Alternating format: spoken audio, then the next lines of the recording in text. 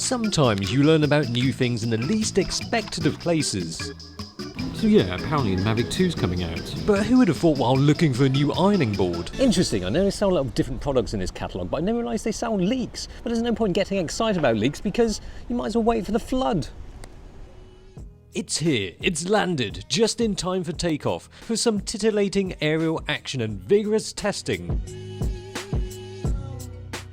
This aerial titillating test is sponsored by Squarespace, the place to go to for setting up your own website, domain or online store.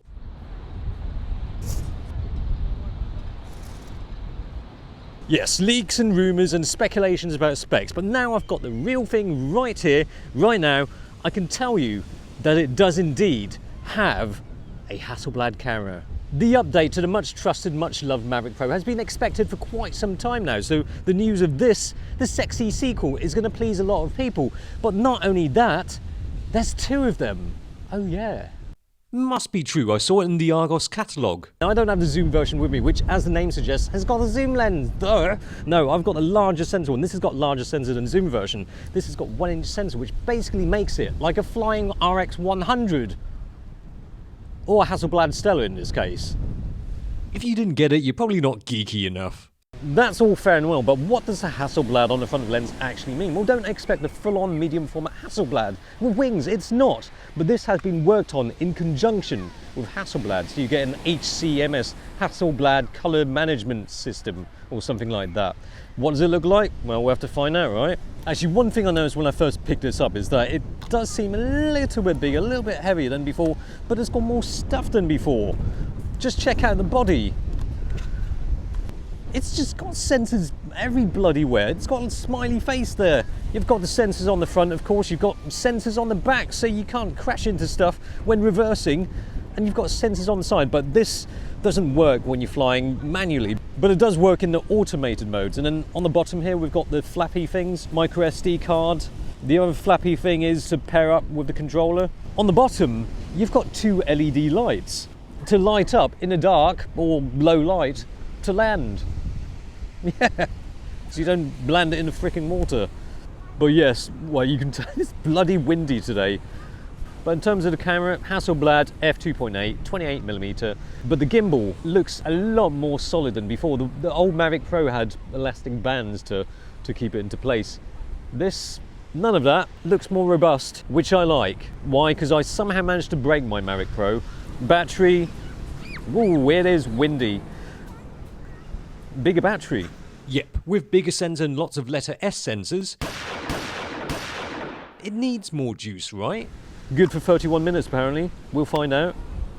Holy shit! It's taking off. That is how windy it is. We're going to find if this is going to take off well. Alright. Here we go.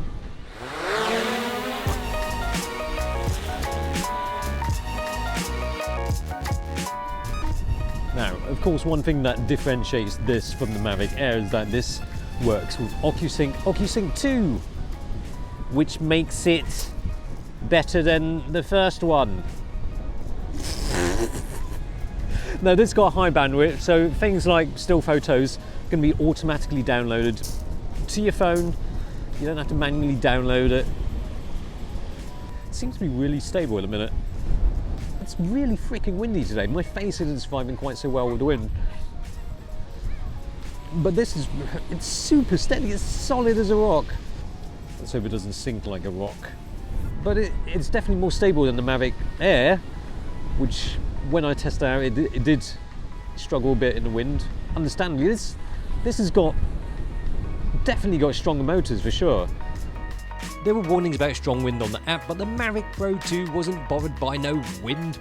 Pah! Okay, max speed 72 kph. The controller, there's not actually too much to say about it. It's a controller. Of course, now you've got the, I don't want to remove the sticks while I'm flying it. It's got the sticks that you can remove and then hide it in the controller, like the Mavic Air. But apart from that, it's a new shade of grey. I mean, but on the side here, you've got a switch. Oh, you can choose tripod mode on the side of the controller. Oh, yes, I almost forgot. You can pan the camera now. Obviously, you can tilt it, but now you can pan it. Transition not included. Technically you can look at your own feet, not your actual ones. I'm sure you can do that. The drone, by panning the gimbal. Not something that I think is important, but if you want it, it's there. One of the big new features on the app for this, the Mavic Pro, Mavic 2 Pro, Mavic Pro, Mavic 2 Pro, Mavic 2 Pro, whatever. The Zoom one and the Pro one. It's got hyperlapse. Oh, here we go. Record. Boom. Cool. Yeah. What's cool is that there's 4 hyperlapse modes, all easy to set up and self-explanatory. What's cooler still is that it can remember the coordinates so you can fly the exact hyperlapse route throughout different times of the day, month or different seasons, which would look awesome sauce, which I assume is tastier than BBQ sauce. Also in the app you have Active Track 2.0, which tracks faster, sticks to you like poo on the side of the bowl and has obstacle detection. Really looking forward to what these 10-bit D-log files look like. Who knows what it's going to look like? It's going to look good. Can feel it in my plums. But before we confirm my plums are psychic, I want to tell you that not only can you swap filters, but you can adjust the aperture on the Pro version, an actual aperture. I shot some footage on an overcast day, also wearing the same salty clothes for continuity to test the dynamic range. The sensor is great, which along with D-log gives files that retain information, keeping the sky looking sweet and not just a massive overblownness. But it has to be said, even on the standard picture profile, things look really nice and the colours look great, straight out of camera. It doesn't have 4K 60, unfortunately. It's got 2.7 60. Would be nice, but there you go. Deal with it. They're going to do whatever they want and assert their own will and not worry about. Here we go. Up and away we go. It speaks to people. One is the loneliest number that you'll ever do. Two can be as bad as one. It's the loneliest number since the number one. One is the loneliest number that you'll ever do. Two can be as bad as one. It's the loneliest number since the number one. Now I'm not just saying this because I don't have the Zoom version, but personally I really like the 1-inch Center Pro version, and I'm not just saying this without having handled the Zoom also. Now I did get to test out the Zoom version in the most random place in Germany.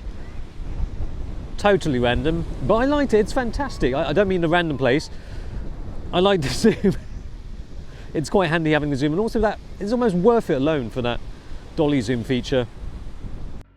The zoom ranges from 24mm to 48mm equiv. Now with the Zoom one, you will get 4 times lossless zoom. And here's the dolly zoom feature. That's my stunt double, by the way. He doesn't want his identity revealed.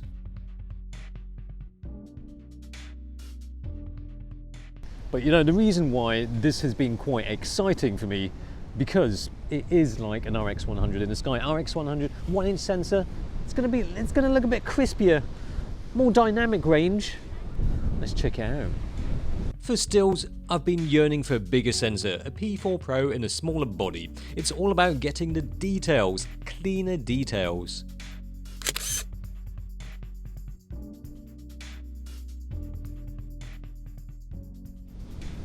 Ooh, what stills features have we got? We have got HDR photo and hyperlight.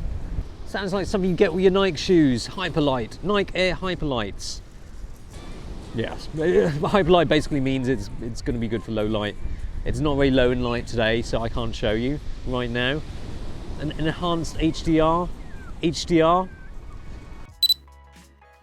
How does 14 stops of dynamic range sound? I mean, maybe not as good as actual real music, but it's still pretty sweet.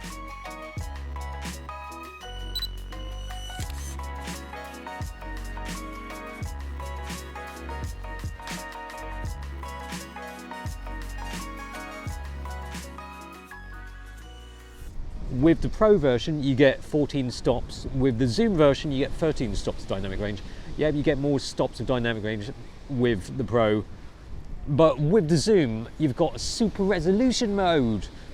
So it basically takes a load of shots with the tele lens, so you don't get too much distortion. Well, basically minimal distortion in a 48 megapixel image.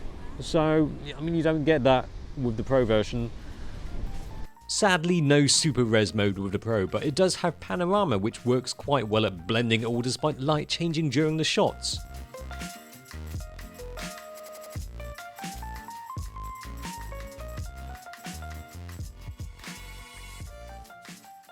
So really the difference between the Pro and the zoom is really just with the camera. One can zoom, one can't zoom, one's got a bigger sensor, one hasn't got a bigger sensor.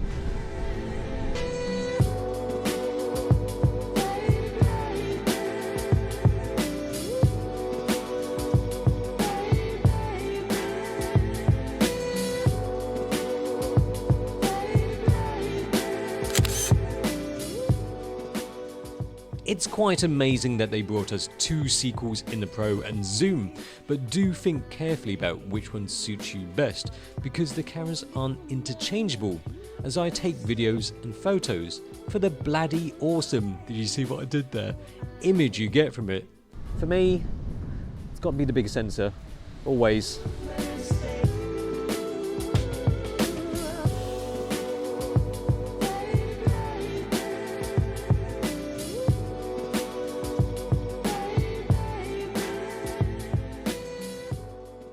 Quick shout out to the sponsor of this video, Squarespace. It's a website for people who want to build beautiful websites. They've got loads of templates and they make it really easy to use with 24/7 customer service.